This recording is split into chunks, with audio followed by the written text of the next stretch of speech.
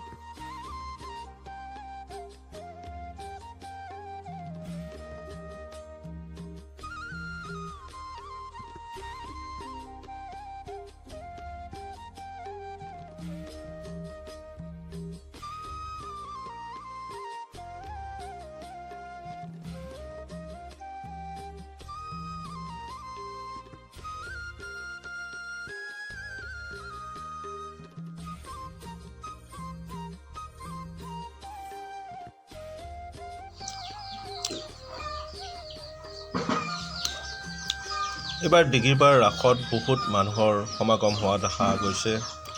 আজি প্ৰায় 2-3 বছৰৰ পৰাই ডিগিপাৰ ৰাসত বহুত মানুহৰ অজস্ৰ মানুহৰ ভিৰ দেখা গৈছে। আজিও ঠিক সেই একে অৱস্থা।